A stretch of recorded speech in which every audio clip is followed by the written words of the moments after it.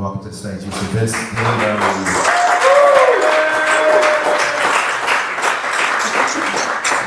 Hey guys, y'all like to get messed up?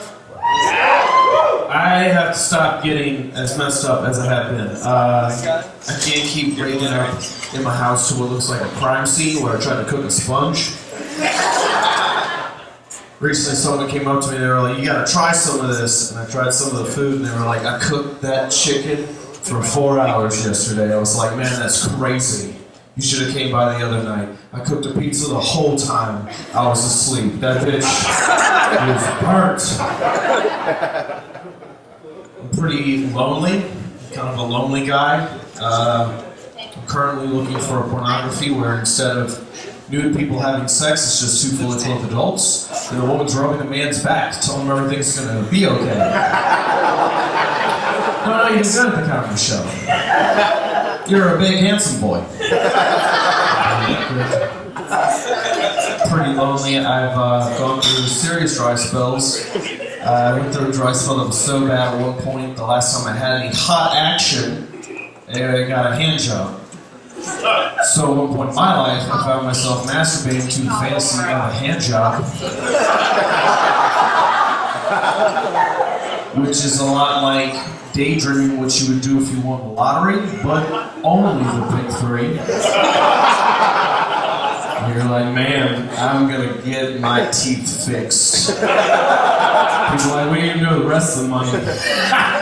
Rest of the money, you know? I have an interesting relationship with my father.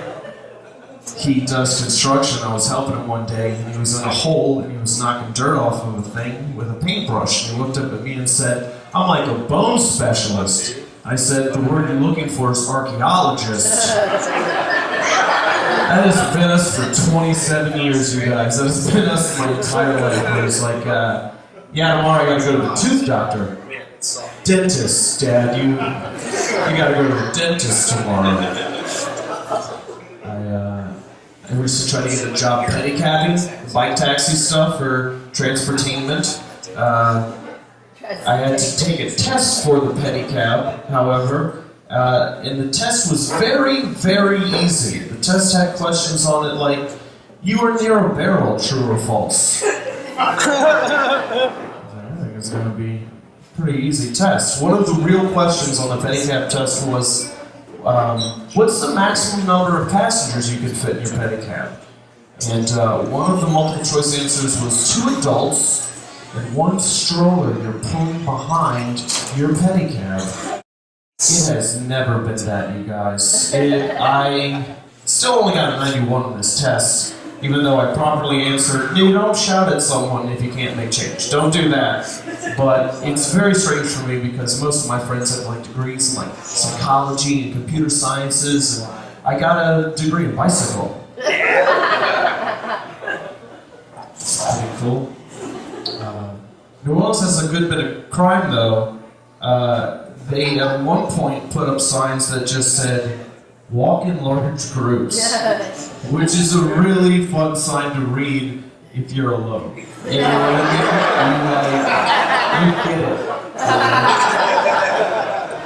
I just want to see a world where the signs get worse, where they're like, there's an increase in crime, walk in large groups. You're like, oh boy, that's pretty scary.